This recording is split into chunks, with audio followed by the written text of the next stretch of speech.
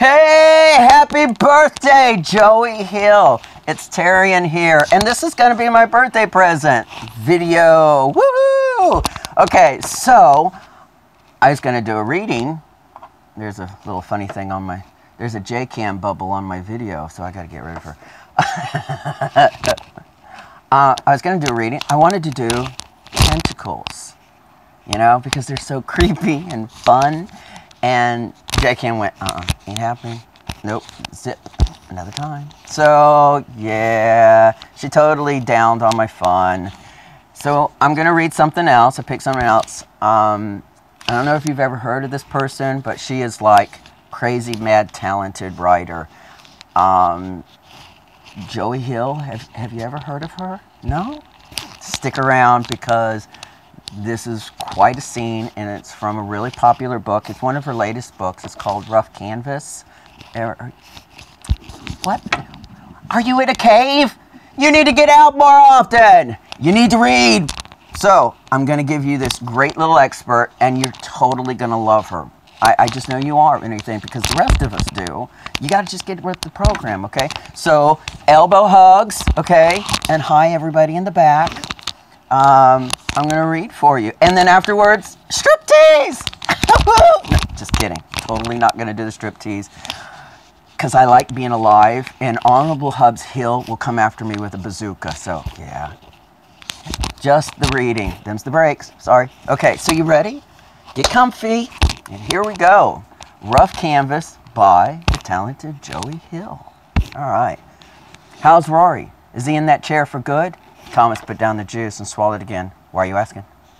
Why do you think I'm asking? Thomas tried to quell the urge of annoyance. Damn it! Marcus had just fucked his brains out, made him lie beneath him, spread like a woman and stare up into his face, feel his lips on his mouth, those eyes so close and overpowering. He'd made him vulnerable, and then fired off a question like that. It couldn't not be strategy. Thomas wasn't going to be dicked around. As he searched for a response, Marcus's jaw tightened. You may be able to tell I'm lying, but for some reason, you don't seem to know when I'm asking a simple question. He said it in a deceptively mild tone, which suggests the problem with trust, so I repeat. Why do you think I'm asking? You want to know what leverage you have, Thomas said bluntly. When you want something to happen a certain way, you break down defenses. Then you gather pieces of information, assemble them into a plan, and execute it when someone is off balance. Like item 1, his brother might be getting, so I can use to... Marcus rose up so abruptly his knee hit the table, jarring the glassware. Fortunately, nothing toppled, but the clink of glass and silver was enough to stop Thomas mid-sentence. Marcus had a fixed, hard, cold gaze upon him. When he said nothing for several moments, Thomas felt like squirming. If Marcus was silent now, it was because his temper had been simmering and suddenly had gone to open boil. The passive-aggressive energy that had been moving between them, the elephant in the room, was about to stampede. But goddammit, he wasn't wrong. He knew Marcus. He'd seen him do it before. Not in a personal shit so much, but somehow Thomas figured there was a line they'd crossed where all was fair in love and war. Or had he imagined it? You walked out on the gallery showing we spent months planning and promoting, Marcus said in a flat, deadly tone. You called me from an airport hundreds of miles away to tell me that your father had a heart attack and died before you could even make the connection flight. You told me you didn't need me. I didn't. Shut up. Thomas clenched his teeth, but he shut up. You didn't want me to come, even though I could hear your voice breaking over the phone. I told you I would do whatever you needed, be whatever, wherever you needed me to be, when all I wanted to do was go to you, stand by you while you faced one of the hardest moments of your life. You came back thinking you could pick up some of the pieces, but I should have known that it hadn't been resolved. Your brother got hurt, and you left again in the middle of the night because you couldn't handle saying goodbye. Marcus leaned down, bracing his knuckles on the table, and stared hard into Thomas's eyes. I wanted to know how your brother was because he's your brother. Because I haven't been able to find out from you how you're doing or how your family is doing. It matters to me because they matter to you. How many times have you told me stories about you and Rory as kids? How he tagged along after you, wore overalls without a shirt, how you fished him out of the creek when he was 8 so he wouldn't drown? The way you watched over him when your dad and mom had to keep a farm and a business running while you were all growing up. I asked, he continued in that low tone that was stripping Thomas's sides, because I love you so fucking much. And I wish I could change everything that's happened to you. But because I can't, I can at least ask how things are going, so maybe I can figure out a way you'll let me help you. Thomas started shaking his head. Marcus had never said he loved him. He was using it now like a weapon of mass destruction, trying to wipe away all his defenses, use it to, fuck you! Marcus snarled abruptly, upending the table, sending crashing against the railing. Crockery spun and shattered. Juice and eggs splattered them both. For your information, you selfish prick, I can read everything in your face. I've never lied to you about anything, ever. The only one lying to himself here is you. You tell me 1 week, that's it. That's all you'll give us. Well, since I'm on a roll, let me continue to be perfectly honest with you. Marcus leaned forward again, his face hard. That has nothing to do with your family. You've accepted a man can want to fuck another man, but you can't accept that they might love each other. That's what's eating a hole in you. Your dad dying when he did was just an excuse. You were getting too scared of where we were going, and it wasn't just the way you feel about me. You're not only gay, you're a fucking sexual submissive.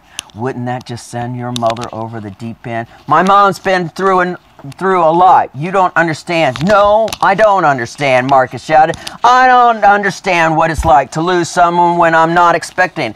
Have my heart torn from me and told it's something I just have to accept.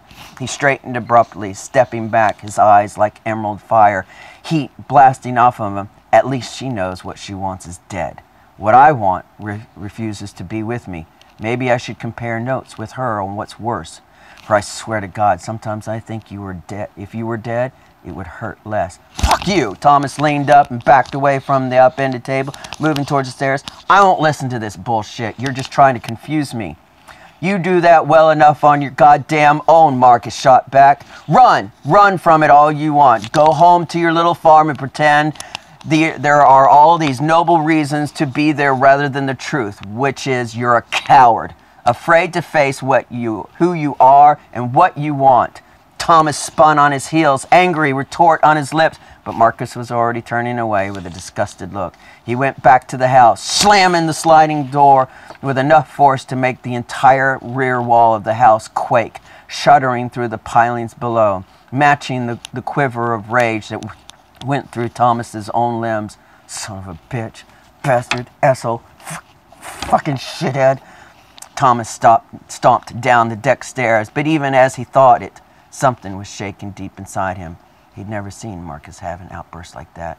The sarcasm and intellectual scorn abandoned for raw, pure feeling. Halfway down, Thomas became aware of a sharp pain in his foot. His pulse was racing so hard in reaction to Marcus's words, he hadn't noticed it at first. He hobbled to the bottom of the stairs and sat down, looked at the 3 bloody spots where shards of broken glass had lodged in his bare heel. I love you. Marcus had never said those words, but Thomas had felt something from him sometimes in quiet moment, an urgent need, a sudden powerful stillness, as if there were such words there, just waiting to be said. Thomas had never said them himself, believing it was just his own desire to hear Marcus say them, resonating, reflecting the desire of one heart, not two. Marcus didn't love him. He couldn't. I've never lied to you. Thomas looked across the patio at his mounted sketchboards, always a comfort, but now they mocked him, particularly the one in the middle, just that blade hand, the fingers inviting touch even as they gave the impression of looking for something that wasn't within reach. Was it Marcus's hand or his soul? Thomas rose and went to it, putting his hand over it. He saw there was a splatter of egg at the top corner, fallen from the upper deck. It hit then. Sometimes the pain in his lower abdomen grew at such proportions it compressed his chest, and then he couldn't breathe through the pain of it. Couldn't breathe. I love you, coward. Father was just an excuse. Thomas dropped to one knee as if shoved, holding onto his chest. He tried to suck in air that wasn't there, perspiration cold along his skin. God, not here. There was the broken glass on the tile, one of the saucers that had been propelled off of Marcus's violent reaction. Despite the pain in his foot, it wasn't enough. Thomas grabbed one of the shards, gripped it hard enough it pierced his palm, competing with the pain in his gut, but it was too far gone. The cut of the glass was just a feather brush compared to the sick green fire there. He managed to get to the edge of the patio before he threw up the breakfast he'd eaten. The labored wheezing was his own, mixed with the peculiar sobbing noise in his throat. He was choking on his own failure, his inability to get any of it right. Can't breathe. Hey, hey! The snap command came, made him realize Marcus was there, kneeling with him, hand on the side of his jaw and throat, dragging his attention up to his stern face. Thomas, breathe. Slow, pet. Breathe. It's all right. I'm here. That strong hand on the back of his neck, the other over his abdomen, steadying him, giving him back the rhythm of his heartbeat, slowing it down. Shh. I'm sorry. I should just go. It's not fair to you. Thomas! Marcus's sharp voice sharpened, silencing. Stop thinking about it. It's okay. His grip tightened and Thomas brought his face back up again. Marcus's green eyes. So green. Peaceful, turbulent, beautiful. Everything was in that green. It's going to be all right, okay? No matter what, it's going to be all right. We're just fighting, pet. Couples do that all the time. Now come here. Down to the cool tile of the paddle, his shoulders hauled across Marcus's thighs as Marcus held him, legs stretched out, while he stroked Thomas's hair, his other hand still on his belly. Marcus rocked him, murmured to him, helped him breathe, breaking the clasp of the panic attack. Everything would be all right. He could hear Marcus's heartbeat beneath his ear, pressed against his firm abdomen, steady, thudding through Thomas's body. He gripped Marcus's calf under one hand, an anchor. Oh, Jesus. He closed his eyes, mortified as reason returned. He would have tried to sit up, reclaim a little dignity, but he wasn't sure he wouldn't pass out just yet. Guess I won that argument, didn't I? Just as every swooning Victorian heroine does. But despite the smart-ass comment, Marcus didn't smile or look remotely amused. He shifted his grip, tilting Thomas's head up to thumb on his jugular so Thomas could feel his own pulse, as if Marcus had the right to decide if he lived or died, as if he were his slave in truth. Perhaps he was. Perhaps he'd rather die at Marcus's hand if it would save him from hurting Marcus or his family in any way anymore. How long has this been happening? Don't even think of lying to me. Thomas wasn't a good liar on his best day. Under the undeniably intimidating stare, he wasn't going to try today much. I get them every once in a while. I usually know the signs, so you're the first person who's ever been treated to a pathetic sight of one. The joke fell flat. He closed his eyes. Marcus, I should go home. This was a mistake. You know it as well as I do. I'll paint when I can there. You're right. I want to get back to it. There's no reason I can't. I don't give a damn if you didn't paint anything this week other than a paint-by-numbers rendition of the Cape Cod Lighthouse. Hell, you can give me a crayon drawing of the Shoney's Kids menu. I don't give a fuck about the painting. Can you pull your head out of your ass long enough to get that one thing through your stubborn head? Thomas swallowed. He was one of the few people who knew what Marcus was like when he was genuinely pissed off. Normally, he'd prefer to have some distance physically from it because it came off of him like an explosion from a volcano, but the anger in Marcus's eyes was only matched by the tenacity of his grip on Thomas's upper body, sprawled ignominiously over his knees. This is serious, pet. Marcus increased the pressure of his hand on Thomas's stomach, and Thomas couldn't help but wincing. You're 27 years old, and you're having weekly panic attacks, and you have an ulcer. Weekly? How did you...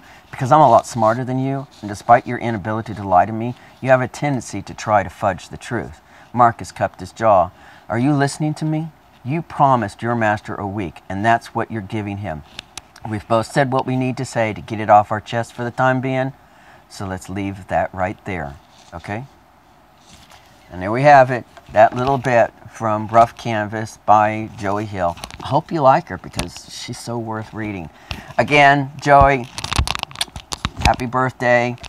Hi, and I told you, no striptease. It ain't happening. All right, so love you. Happy birthday, and have the best day you can.